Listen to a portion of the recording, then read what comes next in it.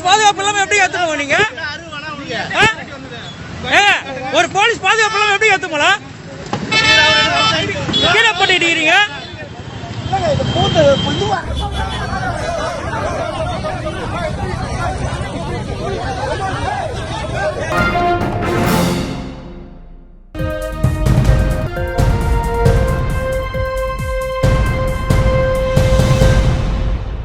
मंगलवार को तमिलनाडु में एक मामला ऐसा सामने आया जिससे एक बार फिर से ईवीएम मशीन और उसके साथ ही इलेक्शन कमीशन पर सवालात खड़े हो गए हैं।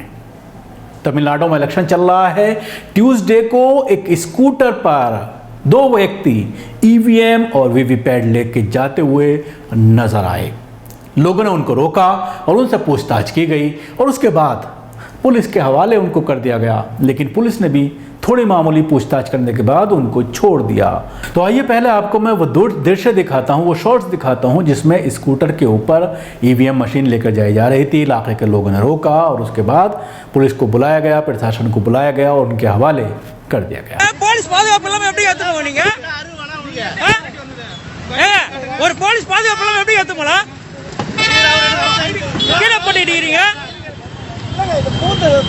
ஐயா போலீஸ் பாதுகாப்பு இல்லாம எப்படி எடுத்து போலாம்? ஐடி காட்டுனா போலீஸ்க்கு பாதுகாப்பு இல்லாம எப்படி எடுத்து போற நீ? ஐடி கார்டு நீ எலெக்ஷன் ஆபீஸ்ல தான் ஐடி கார்டு. அதுக்குள்ள வண்டி வைக்கலாம்ல. ஐடி காட்டுனா எந்த சோன் இது? 11 எப்படி உங்க கையில வந்தது இது? ஏப்பா இது ரிட்டர்ன் கொடுங்க.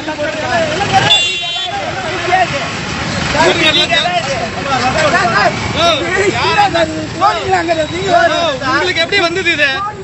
அது போல்ட்டா இல்லையா? சரி சார், போலிங் ஆகுதா ஆவலையோ ரோட்ல நீ எப்படி ஏத்த போறது? போலீஸ் இல்லாம ஏத்த போறீங்க? எடுத்து போற கீழ நான் தான் பார்த்தேன். நான் கீழ போட்டு வச்சு ஏத்த மாதிரி தான் பாக்குறேன். ஒரு போலீஸ் பாதுகாப்பு எல்லாம் எப்படி நீங்க ஏத்த போறீங்க? ஐயா நீங்க பூத் ஏஜென்ட்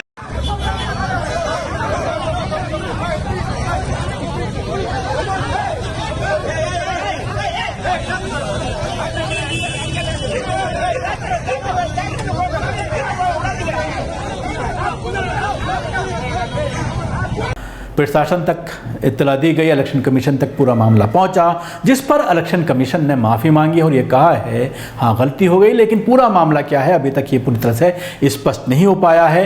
लेकिन जो इलाके के लोग हैं उन्होंने ये कहा था, ये कह रहे हैं, ये इल्ज़ाम लगा रहे हैं कि स्कूटर पर जो ईवीएम लेकर जाई जा रही थी वो किसी के घर पर या किसी के ऑफिस में लेकर जाई जा रही थी ताकि उसमें सेटिंग की जा सके, उसको पूरी तरह से सेट किया जा सके इलेक्शन के लिए, क्योंकि बार बार इल्ज़ाम ये लगता है बीजेपी पर कि उनको हैक किया जा रहा है मशीनों को, और हैक करने के बाद ही बीजेपी अपने राज्यों में सरकार बनाने में कामयाब हो रही है।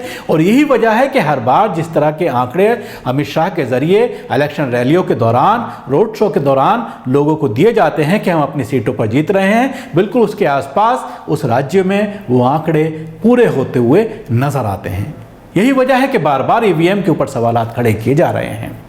और उसके साथ ही इन 5 राज्यों में से 3 राज्यों की इस तरह की चीजें सामने आ गई हैं। सबसे पहला मामला 1 अप्रैल को देखने में आया था असम में, जब एक बीजेपी कैंडिडेट की व्हाइट कलर की बोलेरो कार में मशीन पाई गई थी। और उसके बाद जिस तरह से लोगों ने पूरा वो एक्सपोज किया था, वो वीडियो आपने हमारे चैनल पर भी देखा होगा, और उसमें पूरी तरह से इलेक्शन कमीशन बैकफुट पर था और ये कहा गया था कि उनकी गाड़ी, जो उनकी टीम थी, उनकी गाड़ी ख़राब हो गई थी, इसकी वजह से रोड पर उन्होंने हाथ दिया तो वो गाड़ी बोलेरो रुकी।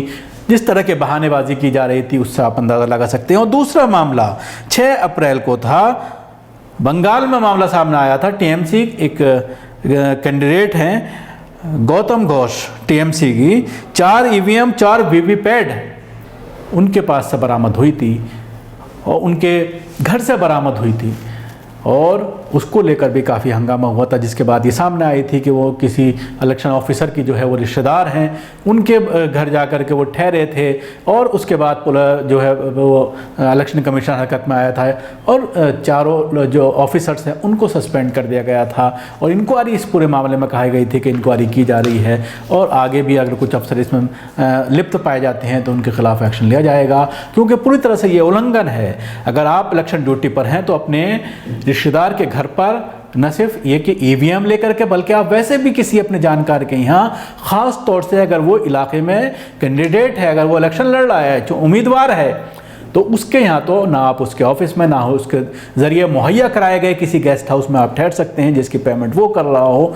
ये सारी गाइडलाइंस है इलेक्शन की, लेकिन उसके बावजूद उसका उल्लंघन करते हुए ऑफिसर्स नज़र आते हैं जिनको ये लगता है कि उनको कोई डर नहीं है इलेक्शन कमीशन का। ये कहा जा सकता है कि इलेक्शन कमीशन के ज़रिए ही इन सब सारी चीज़ों को की जो है रूपरेखा तैयार की जा रही है, इन सब चीज़ों को जो है सामने लाया जा रहा है। शुक्रिया। आपको हमारा प्रोग्राम कैसा लगा ज़रूर बताएं। हमारे यूट्यूब चैनल को सब्सक्राइब करना ना भूलें, इसके साथ ही बेल आइकन ज़रूर दबाएं। धन्यवाद। सभी अहम खबरों के लिए न्यूज़ MX को सब्सक्राइब करें, साथ ही बेल आइकॉन को जरूर दबाएं। लाइक, शेयर, कमेंट करना ना भूलें।